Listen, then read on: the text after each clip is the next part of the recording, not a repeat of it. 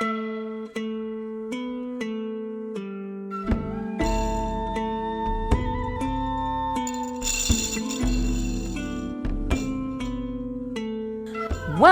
to the Partial Historians. We explore all the details of ancient Rome. Everything from political scandals, the love affairs, the battles waged, and when citizens turn against each other. I'm Dr. Rad. And I'm Dr. G. We consider Rome as the Romans saw it, by reading different authors from the ancient past and comparing their stories. Join us as we trace the journey of Rome from the founding of the city.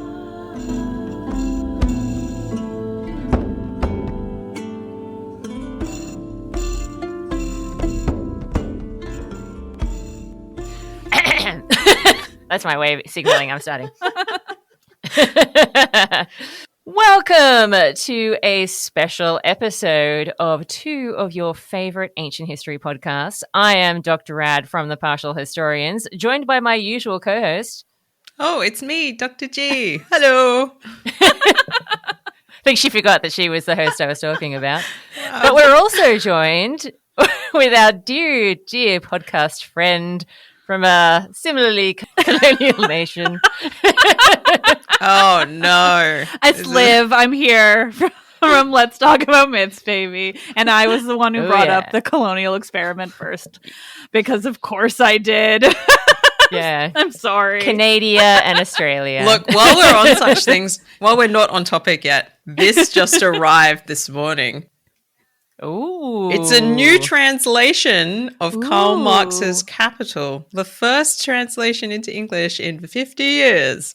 Ooh. Volume 1, it's heavy. Yeah. I'm going to bring down the system from within, guys. Fuck yeah.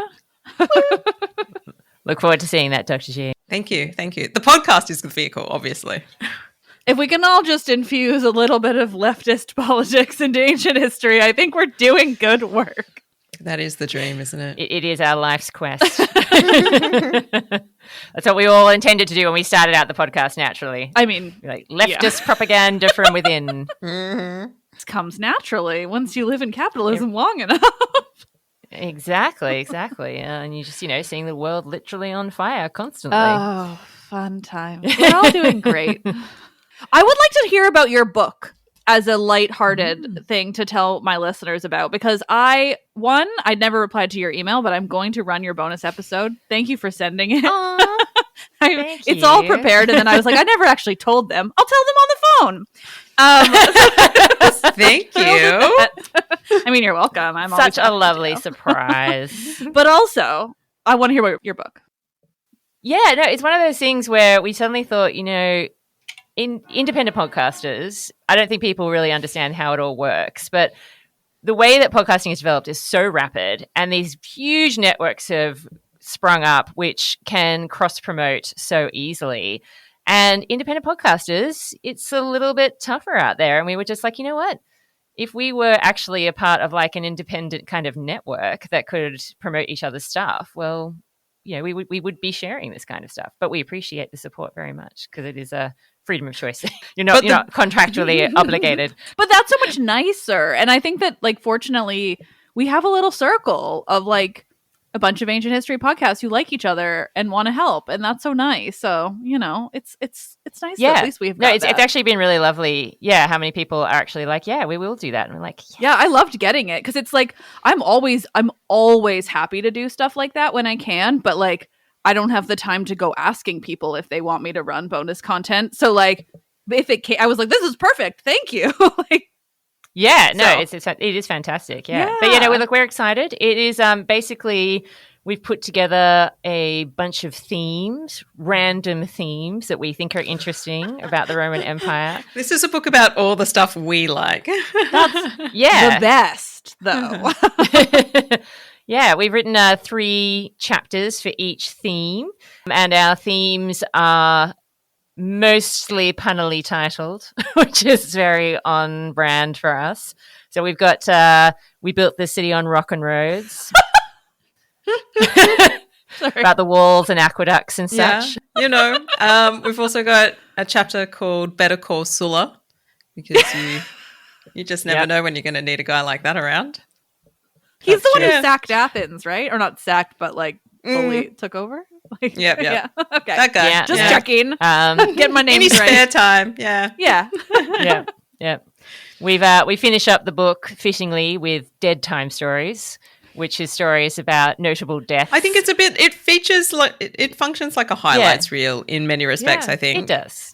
Some of the stories people might be familiar with, but told with our verve and humor, and stories people might be unfamiliar with, but definitely will benefit from knowing, because it will add to their dinner party conversations and their brunch conversations and, getting together with the weird extended family. So great conversation starter. I feel like I need to give a plug for by far the most random and yet my favorite title of the little chapters in the book, which is What a Dick, the Phalluses of Ancient Rome. This reminds me of when I got to name the cocktails in my cocktail book, because like it just feels like you guys had an equal amount of fun being like, what is the silliest name I can give this with like the best puns and like the nerdiest references, and it's still funny. Like that's wonderful. Yeah, you got to have like little references in there for the people who are of your generation, I think, and a little bit of wordplay and a little bit of like Easter eggs for people who study the ancient world. So there's something for everybody in there, hopefully. I do. I love that it's just called Your Cheeky Guide to is it the Roman Empire? Your Cheeky Guide is what stuck. I realized saying it. I was like, oh, then I stopped. Your Cheeky Guide to the Roman Empire. Yeah. It's the Roman Empire. Okay. I was like, is it Republic? Was it Roman history? Crap. I just remembered it was a cheeky guide and I loved it. we did not limit ourselves to the Roman Empire proper, but yes, it is Your Cheeky Guide. Yeah, it's like Roman Empire with the small E. I mean, fair. Yeah. Still an empire, let's be honest. Yeah. No, thank you. We appreciate the support. And this one we were allowed to have like a lot of fun because it's very much for a popular audience, like people who could come to it who know nothing about Rome, as well as people who just want to hear some stories that they already enjoy and pick up some new tidbits. I love that. That's so fun. When does it come out? November 4. Ooh, so soon. Getting close. It is getting close. No, November 5th, I believe.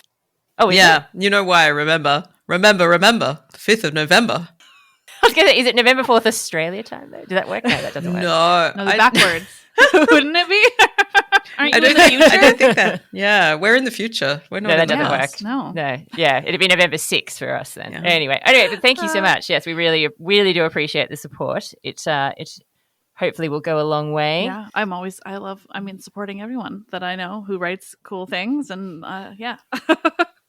Yeah. Well, we are thrilled to be joining you today, Liv, because we have been trying to meet up with you for a while to talk about something that we think will be enjoyed by people. We like to have these little mythical mini conversations. And today our theme is gods and mortals. What happens when they fall for each other? Great things, I'm sure. And terrible Certainly things. nothing violent. No. There's never violence, ever. No. For anybody who's recently watched Chaos, there may be some parallels. Oh, gosh. I've only seen the first episode, but I've just received my, 35th request from a listener to talk about it. So I'm like, okay, I really need to binge this show. I'm getting towards the end at the moment. It's definitely an intriguing interpretation. I definitely enjoyed the first episode. Sorry.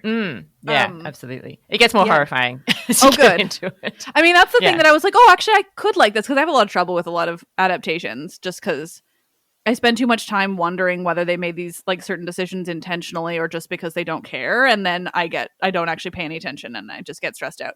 But with that, I liked it because I was like, oh no, I can tell what you're doing, and you do seem to have a very good grasp of the source material, and you're not just fucking with it for the sake of it, but because you've got a plan, which is that's when I get interested. So I got to go back. Yeah, there's lots in there I think to appreciate, particularly if you already are across ancient source material. So yeah. I have a feeling I'll get most references.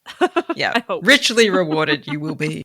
Look, there's a cat is all I'll say. Well, I do. That's the thing. I've seen enough to have seen the cat, but I've also seen little tidbits from people that are probably spoilers, but about more of the cat. So Yeah, I'm Ready. concerned. And I know the cat's name, and so I'm intrigued by that alone.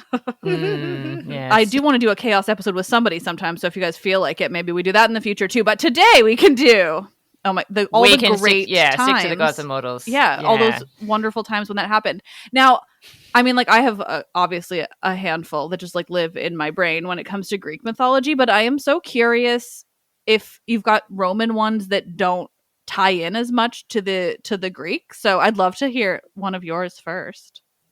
Yeah, well, I thought chronologically, Dr. I G's know. is actually Oh, first. I was going to say chronologically all mine are first, so I probably But yeah, yours are definitely first. But yeah, in terms of like Roman history and mythology, Dr. G's is definitely the first out of our two. Yes. All right. All right. So the first one that I think needs to be mentioned is what happens between the Vestal Virgin Rhea Silvia and the god Mars. Super unpleasant, as it turns out. I'm willing to bet with the Rome. So Rhea Silvia, she's immortal. It's cute. She is the daughter of two mortals, so there's nothing like semi-divine about her at all. The thing that's fancy about her is that she happens to be a princess. She's the daughter of a king, so that's nice. But it's not great in her family. The family have a pretty poor relationship with each other. There's jealousy, there's infighting. Her father gets deposed by her uncle. Not cool. And she gets placed into the Vestal Virgin cult primarily to prevent her from having any children that might then be co-opted into a rebellious faction to bring down the usurper. So she's like, oh, well, that's weird. Great. Now I have to live as a virgin.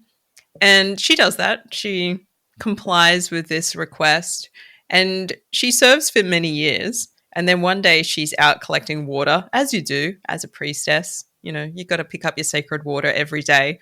And then a man appears, but he is bigger than a man and more shiny than a man.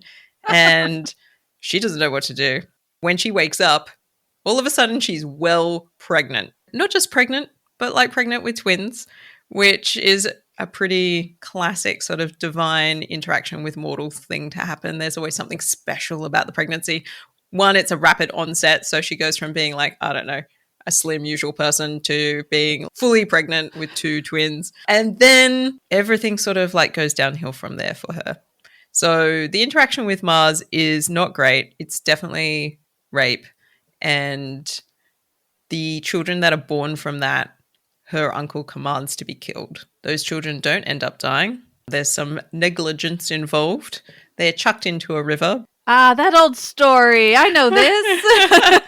You think you're killing a child by leaving them out in the wilderness, and what do they survive and then come back to cause you trouble? Major trouble. Always. The moral of the story is always kill the babies. Yeah, by hand. You do it yourself. Yeah. Don't bring a subordinate in. Don't delegate that task out. Exposure doesn't work. Yeah. Just leaving them and being like, they're small, they're not resilient. It'll be fine. Something will eat them. It never happens like that. They get picked up by a she-wolf who, rather than eating them, suckles them, looks after them, nourishes them until they're found by a local shepherd and his wife who are unable to conceive. And they decide to adopt these two little baby boys. And they call them Romulus and Remus. And the rest, as they say, is history. As soon as you said twins, I was like, I'm going to make an internal bet. What are the chances? I love that. So, okay, I have questions. I am so curious about how that manifests in the sources, like, because I just don't know enough about that kind of Roman sourcing of that type of mythology that's like so separate from kind of like the Olympian stuff that they, were inspired by the Greeks. So like, because the way you tell the story just feels like you must have more, and maybe it's just that you're also better at like filling in the gaps, whereas I would be like, but she's very withholding. Anything. Yeah. Yeah. Very withholding. My goodness. Dr. Rad. All right, we'll discuss this later. She always leaves you wanting more. Trying to build suspense. You did it great. You'd wonderful, because in the Greek myth, I mean, or depending on the types, but so often it's like this thing happens and this thing happens and this thing happens, and we just get so little about, I guess, like the actual experiences of any kind of humans, particularly women. So, like, is there much story to her before the babies? There is. We do get a reasonable amount of story about her, because it's tied up in this family struggle that is going on. And so she's caught up with that. She does have an older brother, and he gets outright murdered pretty early on after her uncle comes to power. So then everything sort of centers around her fate and how that plays out. And like many things in the ancient world, the reason why we get so much detail about her is because she's really a vehicle for the men that are going to come next. A woman? Playing the vehicle for heroes? Who'd have thought? Yeah. In that sense, we don't get huge insights into her necessarily until we get to source material like Ovid, who's really interested in the female experience in general and does spend a lot of time working out her story and also telling the story about what happens to her after she has these children, because that's controversial as well. There's some suggestion that she's either imprisoned for the rest of her life or that she's locked up for a certain amount of time, but she's actually advocated for by her cousin.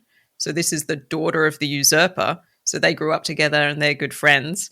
And so the cousin leverages with her father to eventually have Rhea Silvia released from imprisonment at an undisclosed period of time later. So she gains her freedom. Then there's the story of potentially what happens to her as she is sort of cast out of that society. So she doesn't feel welcome there anymore. Fair enough. It's going to be a long time before her father comes back into power.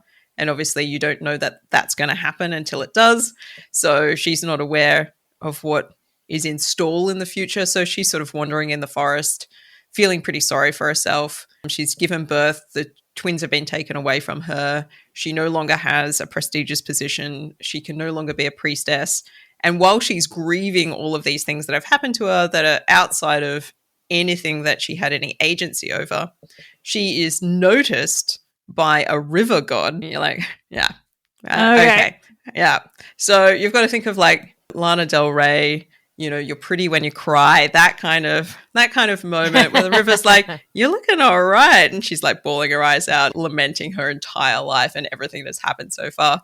And he's like, well, you could shack up with me. And she's like, what? No, under no circumstances. Like, leave me alone. She tries to drown herself. The river does not allow that. The river rescues her, marries her. Oh my gosh. And then she ends up trapped in some other relationship. So there is more detail, but it doesn't get any better in that sense. And I think the other thing that's quite interesting about this story is that Mars is a very particular italic god. Mm-hmm. And while there's the temptation to suggest that there is an easy cross-reference between Aries and Mars, there isn't. No, certainly not in that story too. Yeah, certainly there's a sense in which Mars has a lot of associations with harvests and male fertility in general. But all of his functions seem a little bit different from anything that we might have expected from an easy parallel with a Greek god. So we think that Mars himself is an indigenous god in some form. But when we get to sources that are written down, the Greek influence is already there, so there's a little bit of crossover.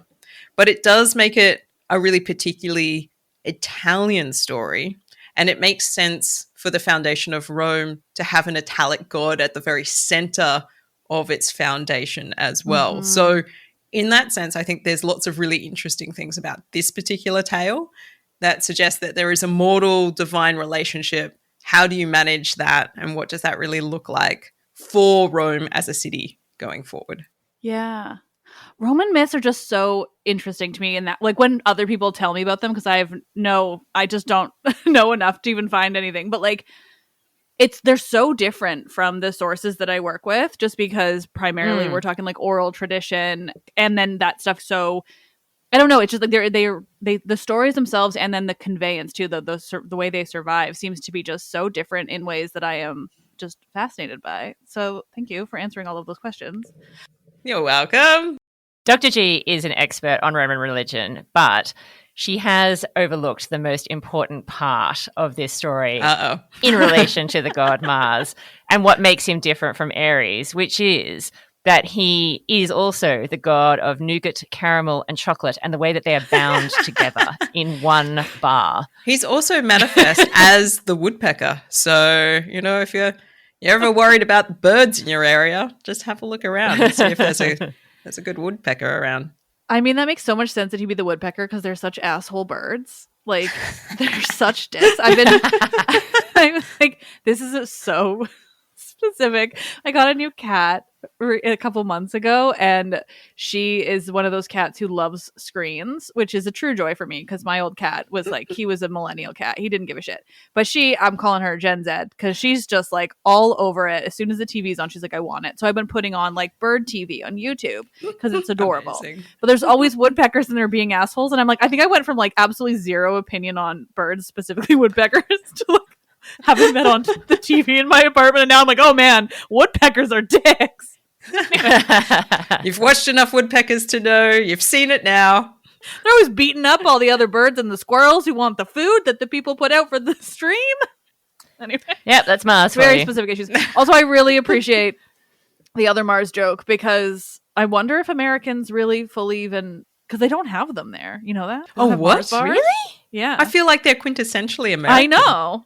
Hang on a second. I know. They don't have Mars bars? I mean, they at least last I checked, they don't. Now I'm looking it up because I'm going to say crazy stuff, but I'm like 99% sure they don't. You got to get the details right, Liv. Come on. Yeah, exactly. But what Americans do not have.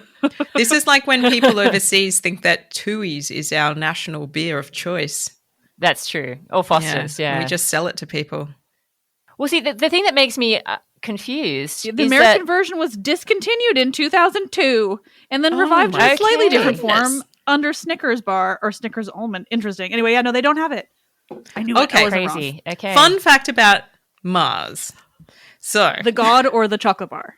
The god. Yeah. Just checking. So apparently he has a very early association with a figure called Nerio. And you might think to yourself, never heard of Nerio. What the hell's going on? And Nerio seems to be a Sabine god.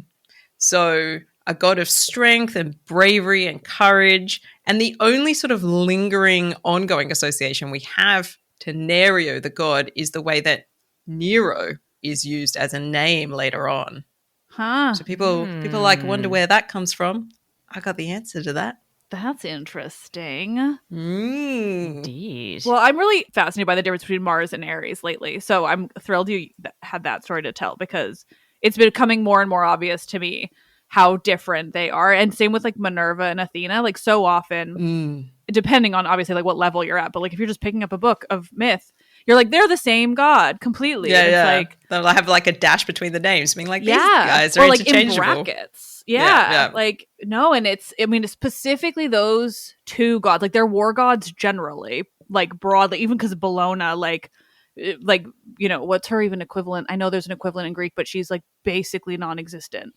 Enyo, she's used like twice, and so it's so interesting to me. Like the Romans, the war gods, they had such a different kind of relationship with them, and then the way they kind of put them above other gods compared to the Greeks. The Greeks were like, Ares is there, like he's fine.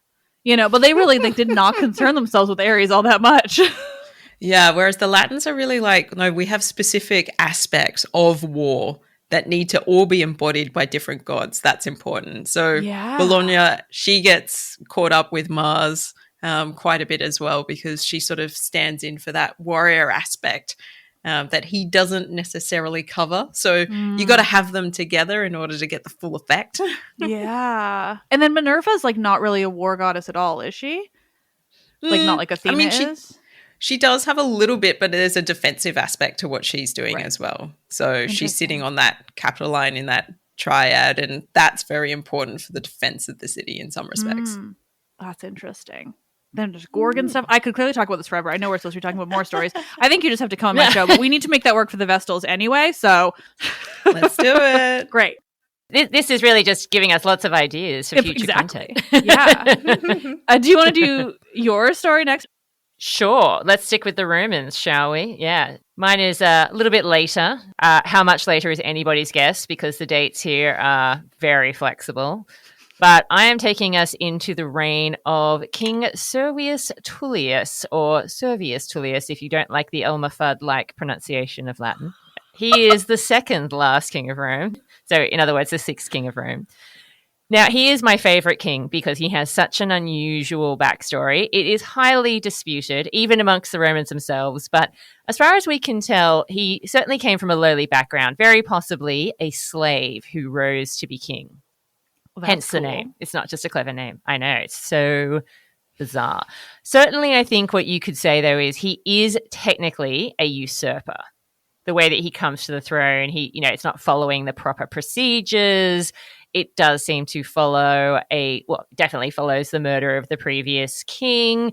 Did he have anything to do with that? I don't know. Yeah, we don't think so, but I have seen it rumored that he had something to do with that and that was his way of getting into the kingship. But anyway, so he's this guy who's come from a very lowly background and he's become king. So no surprises that the goddess that he is rumored to have had an affair with is Fortuna. So, yeah, basically what we see happening is there are these rumors once he becomes king that he has a relationship with this goddess who sneaks into his bedroom through his window to have a little nighttime hanky-panky. Oh, it's very Romeo and Juliet. That's cute. It is, yeah.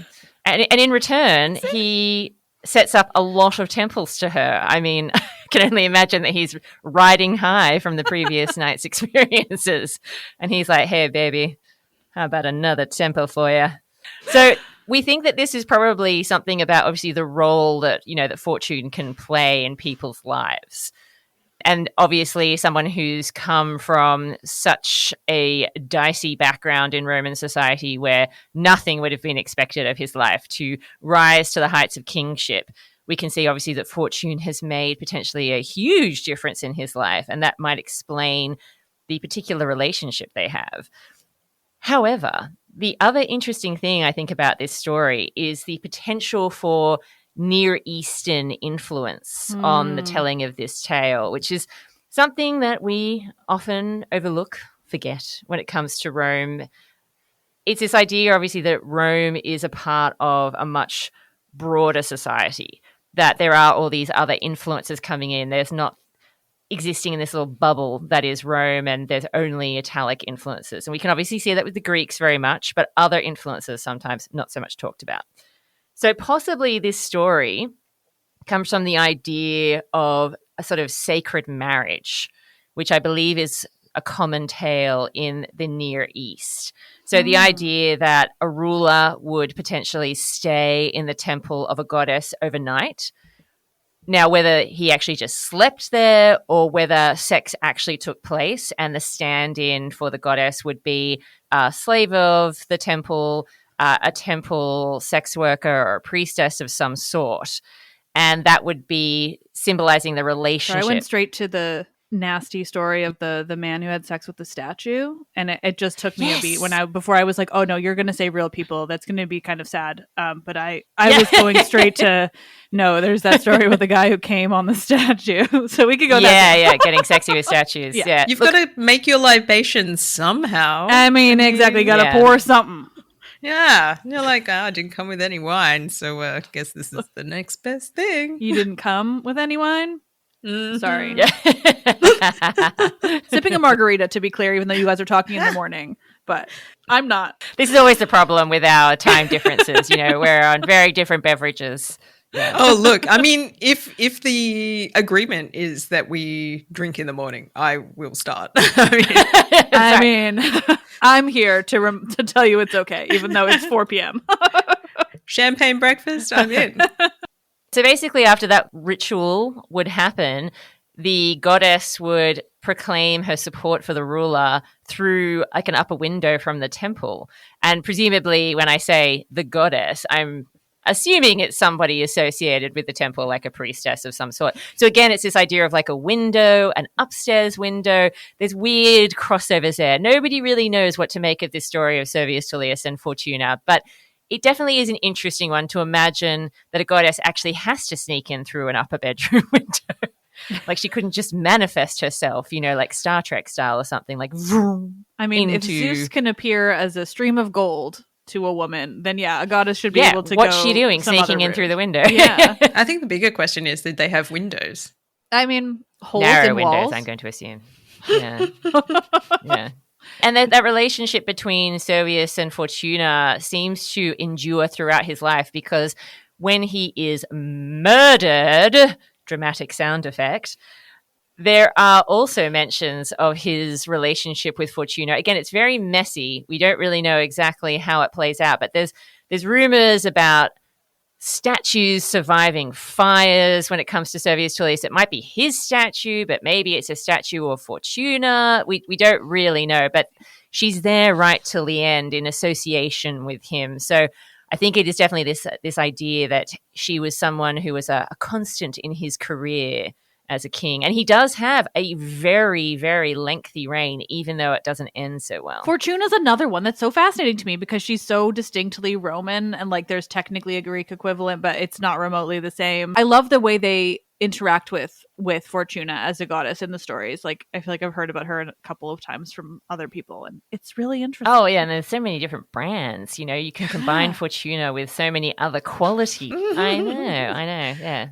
She's an interesting one. She gets combined with Isis later on. Yeah. Oh, cool. Isis, nice. Yeah. The Greek equivalent is TK, yeah. It's like TYCHE. Yeah. Yeah, which is very specific as well. Yeah, well, and in the Greek, she's one of the, many hundreds of the personification deities whose entire purpose is just to like serve as a concept, but she's not really one that gets personified in any kind of stories that I know of. At least I'm sure there's like bits and pieces, but not much in terms of the wider myth, but then I know Rome really picks up on Fortuna. Like I think it was at a conversation with Elodie Harper after her last book in that Wolf Den series, because it was called The Temple of Fortuna. And we talked a lot about that as a concept and just like how different, how much the Romans were really, really obsessed with the idea of fortune and luck. Oh yeah, definitely. Like so much of their society and is sort of geared towards how can you create the best fortune for yourself and the best luck. All of those phalluses. Yeah. That's what all the phalluses are for. Yeah. Yeah. I mean, they're not really just flipping you off. Yeah. The more phalluses, the more luck, That's pretty important. Such a weird association, honestly. I wish I could judge them, but like the Greeks did not have any fewer dicks. They just had a different use of dicks, but there weren't any fewer. Yeah. No, they had fewer dick lamps, I guess. The Romans were more creative with their dick installations, I suppose. That's true. They do appear in the most unexpected of places by the modern rules of home decor. I honestly would actually like one day, if I ever had enough money, to set up like an IKEA-like experience where people could come and see what they could possibly buy if they were setting up an ancient Roman store. And it'd just be emperors and dicks as far as the eye can see. Basically the same thing most of the time. Yeah, just variations on the theme. Yeah, exactly. Bizarre. Well, my story is very connected, kind of. I mean, it's connected in the way that Romans then made it connected. So I'm going to tell you about Aphrodite and Anchises. Oh, yay. Good choice. Good choice. Because you had so many to choose from. I was like, your challenge is to narrow it down. Well, and that was the one that first came to my mind, and I really enjoy it for a few reasons, but also, I mean, I guess it's another example of not explicit assault. So that's great. I didn't feel like diving into like one of the many times that Zeus was horrific, where one of Apollo's boyfriends died, or, So yeah, fair. Yeah. Aphrodite and Anchises, though, are so interesting to me for very specifically Roman reasons. So I thought, how perfect. Because, I mean, their story is, of course, told to us in the Homeric hymn to Aphrodite. So it's really interesting case of it being quite old, but also kind of undated, because the Homeric hymns are sort of a question mark. But at the same time, is so distinctly linked to Homer, and obviously like inclusion of Aeneas. I realize I'm getting ahead of myself. So the story is thus. Zeus gets frustrated that Aphrodite, the goddess who he thinks is forcing him to quote unquote fall in love with so many mortal women and fuck up his marriage so many times. He of course blames the woman Aphrodite for causing him to fall in love and quote unquote fall in love, really just causing him to feel lust towards all of these women and making his life hard. So he blames Aphrodite, and he essentially sets it out that, well, he's going to give her a taste of her own medicine. He's going to ensure that she falls in love with a mortal. And I'll admit, I forget the exact details of how he does this, given she is the goddess of love. Regardless, it happens. Aphrodite spots Anchises, who's this like nice shepherd fellow off in the Troad, just hanging out.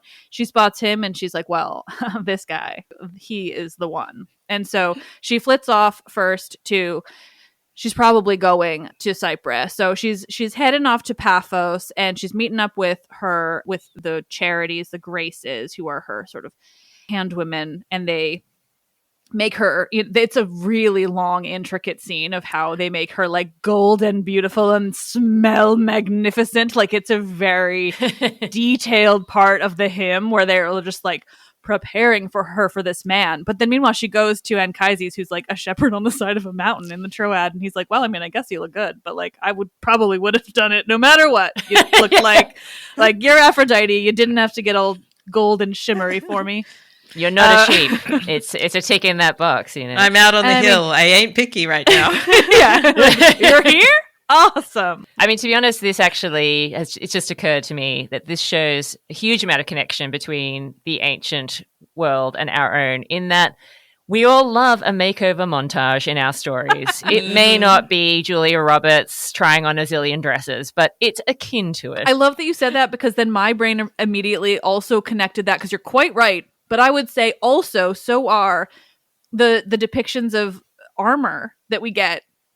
Like in the Aeneid, yes. it's Aeneas's armor. In Homer, it's Achilles, and we get these like ridiculously extensive descriptions of their armor, and I feel like that is like the sort of quote unquote masculine equivalent of yeah, for sure. Yeah, that's like your training montage right there. Yeah, exactly. Yeah, that's right.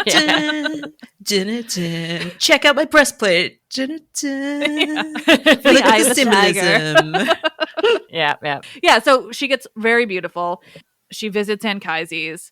They have sex, and I know. It's one of the very few instances, though, where we're pretty sure. I mean, I would say they both want it. There is still that little ick of Zeus being like, I'm going to make her fall in love with this guy just to like say, screw you to this goddess who thought she was better than fucking humans. So it's not ideal, but it is an interesting one. And to me, the most interesting part is that the child that is born is Aphrodite's only half mortal child in that, I think really her only half mortal child. And it is, of course, Aeneas. And that just leads me into, that's less of the love story, quote unquote, but more, I am obsessed with the idea of Aeneas as this like early Greek hero who clearly had a lot of importance, because not only is he in the Iliad, but he in the Iliad alone, he's fairly major, he's important. But then to have this Homeric hymn that is, it's Aphrodite's longest Homeric hymn. It's one of the handful that are really long, detailed stories that survive. It's an incredibly beautiful piece. And it's all about Aeneas. And then in the Greek sources, as we have them, he drops off the map. He's not mentioned ever again outside of the Homeric hymn and Homer and just like the general Trojan War. And I'm so fascinated by that. And mostly just that Rome picked up on him. And we're like, well, we're going to take him then if you guys kind of forgot. He's lying around. He must be ours. Backstory. And in doing this, I realize I'm not that great at storytelling when I'm looking at other people and I'm unscripted. So it just turns into me being like, okay, but now I want to talk about Aeneas. Because to me, he's so interesting that he is Aphrodite's child in this way, in that famous way, and then goes on to found Rome. Do you guys have any thoughts on the Greek Aeneas versus the Roman Aeneas? I do. Will you tell them to me? See, I told you, withholding. Suspenseful, please. I've made mine less a story time and more a pick your brains about Rome. I think there is a sense in which what Virgil does with the Aeneid is takes something that the Romans really want to have a Greek connection. And it makes sense because the whole of the Italic Peninsula has had a Greek history long before Rome was established. Like Magna Graecia is doing its thing for a while. The Etruscans have really clear trading connections with the Greeks. So there is a sense in which for hundreds of years there has been this permeation of Greek ideas and Greek cultural concepts that are underpinning and influencing what's happening in the whole Italic Peninsula. And in that sense, how do you then define yourselves as a new people? Where do you position yourself in the grand history of things? And the one thing that has happened over the course of time as we get into the more historical period where we have written evidence is those Greek stories have really stayed with people. They are told and retold. A lot of people who are in the elite part of Latin society and Roman society are dual lingual. So you know your Greek and you know your Latin. So they're all familiar with these tales. So what Virgil does in bringing together a new way to understand this and to really formalize it into this epic poem is taking a story which was already told but hadn't really been formalized yet. And it's like, what happens after the Trojan War? Did he introduce Aeneas? That all makes so much sense to me. But I'm just so curious about this, like that picking of that one name. Like I just want to understand it more, I guess.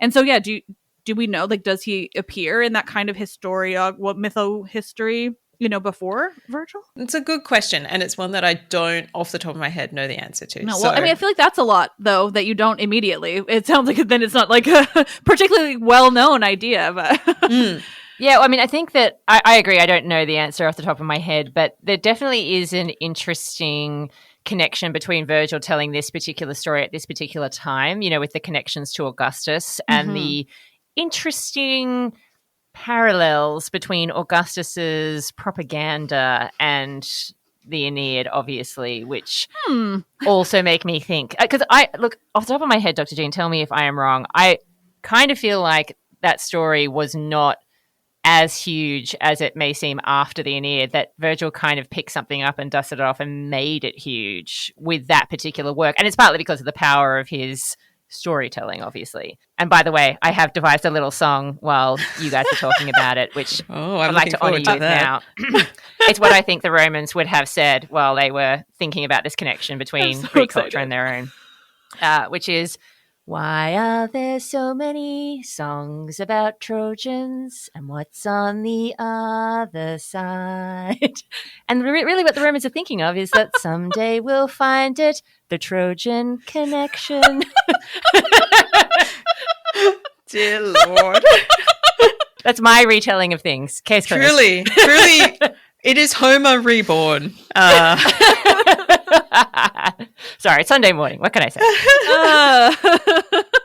Who's the epic poet now, Virgil? I know. Exactly. I know. Kermit the Frog or me? I think there's something to be said about the way that Virgil is being tasked to write this work and the way that this ties in very directly to the Julio-Claudian ideas that are going around at this time, but particularly the Julii family. So yes. Julius Caesar made no bones about it. He was like, I'm related to Venus. As soon as you said that, yeah, I realized that's the connection too. Yeah. That's the thing that's going on here. Right. And it's like, you want some mad propaganda? We got to go back a generation. So Julius Caesar understands his divine ancestry from Venus, and he talks it up all the time to the point that people, kind of hate him for it. He's got images of her on his rings. He builds these giant temples. He's really like flashing it about.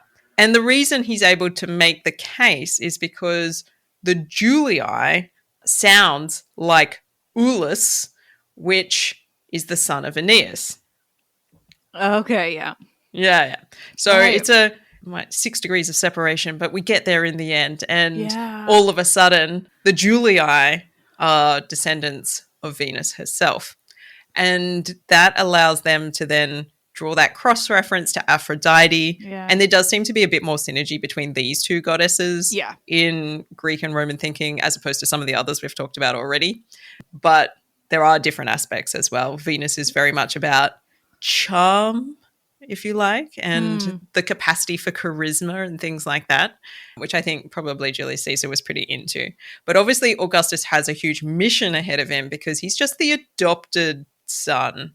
And even though the Romans understand legally that they are the son of, even through adoption, there's a lot of undermining of that whole process by Mark Antony, and Augustus really has to make the case that, you know, this is something valid and cling on to like whatever vestige of association he can make. So having Virgil compose this huge epic that really centers Aeneas as fundamental to the foundation story of Rome by allowing them to mix up all of the stories, because there is also another italic story about a hero, Evander, as a founding figure for Rome as well. So you've got all these competing foundation stories, and they're like, well, what about Aeneas, who turns up, and then the descendants of him end up being the people who give birth to Romulus and Remus, and now we can say this and that, blah, blah, blah. And they're just like, we'll just connect all the stories. It's fine.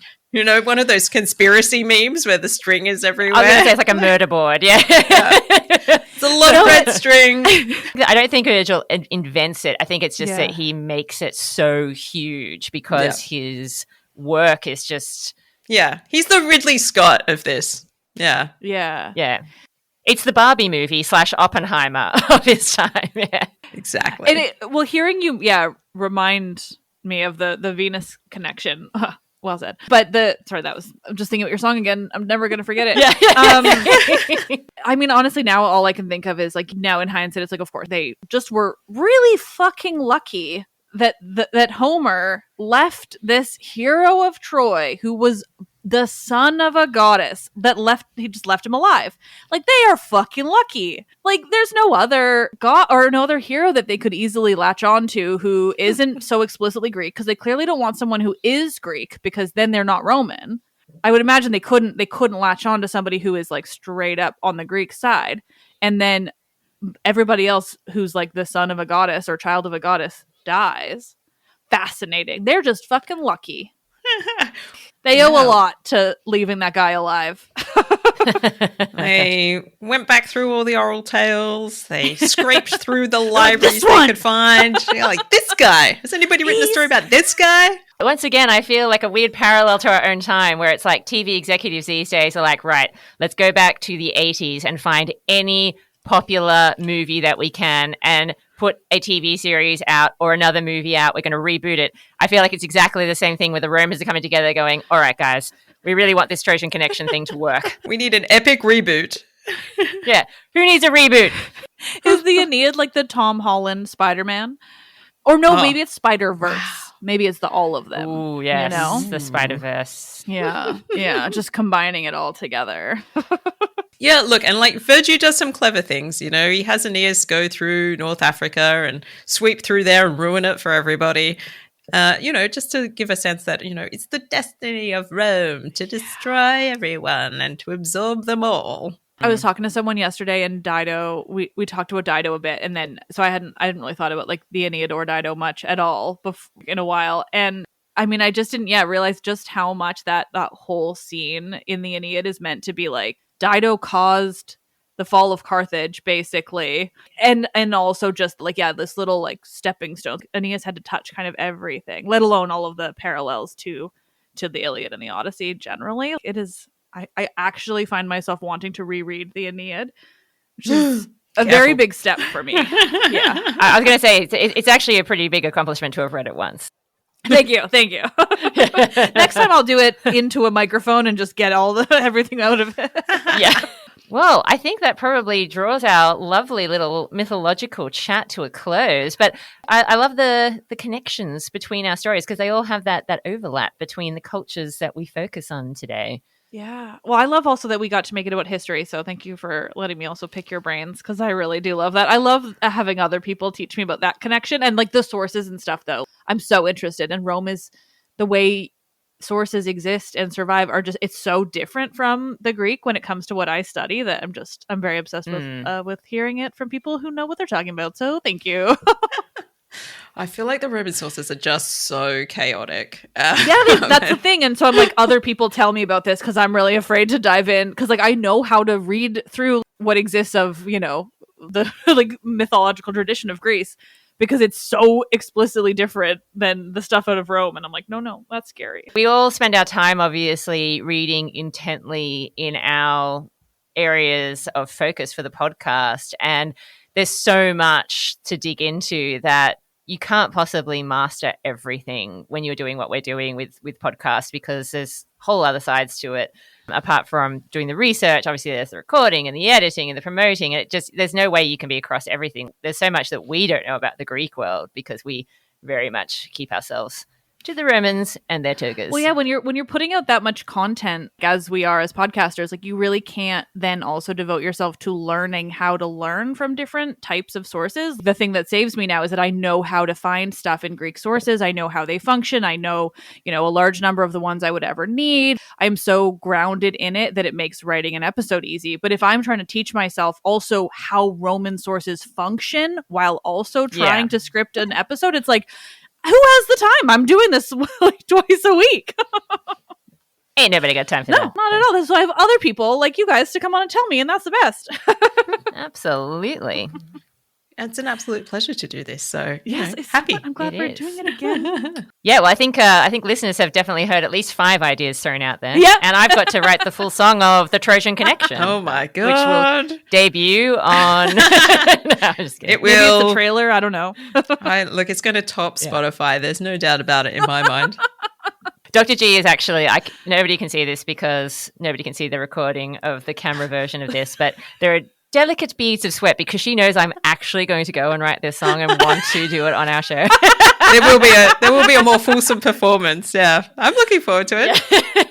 Yeah, I'm laughing, but it's not a joke. And this is also not a joke. Could you send me a clip of it and I'll put it in my show? I absolutely will. Yeah, I'm gonna. That's what the rest of my Sunday is going to be. It's going to be Kermit the Frogging the Aeneid. I feel like you really do need to have video camera happening so this can be captured in its fullest glory, visually and sonically. Yep. Mm-hmm. Maybe you need to dress up. Absolutely. Yeah. I know you have the outfits. In green or in a toga? I mean, yeah, I'm like, I know you have the clothes. Maybe both. Maybe you need to be Kermit wearing a toga. Yes. Oh, I think so. Interesting idea. I know. Yeah. I'm just... Yeah. All right. Well, stay tuned for the mashup, listeners. All right. Well, thank you so much for chatting to us, Liv. We love your show.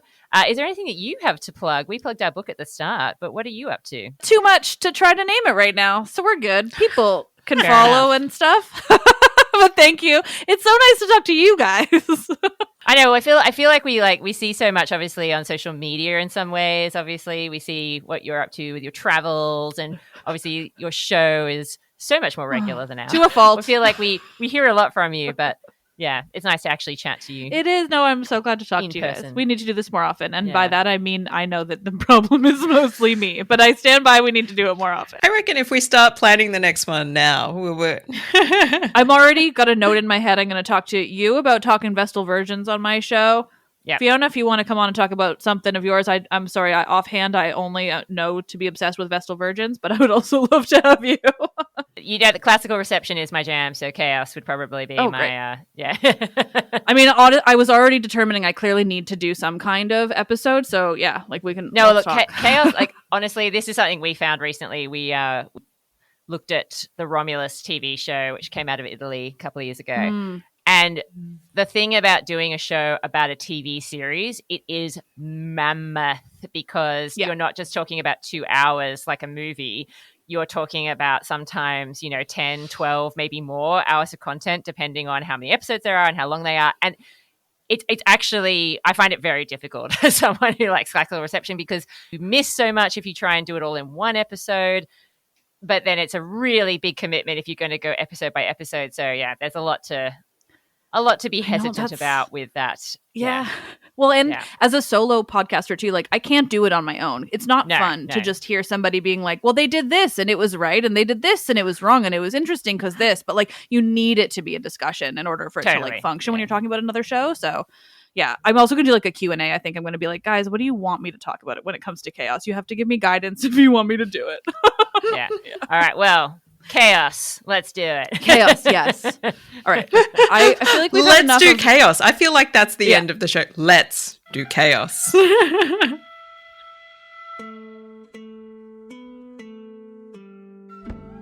Thank you for listening to this combined episode of The Partial Historians and Let's Talk About Myths, Baby.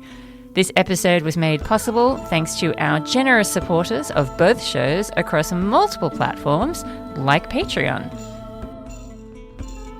Our show credits can be found on our website. Signing off for The Partial Historians, until next time, we are yours in ancient Rome.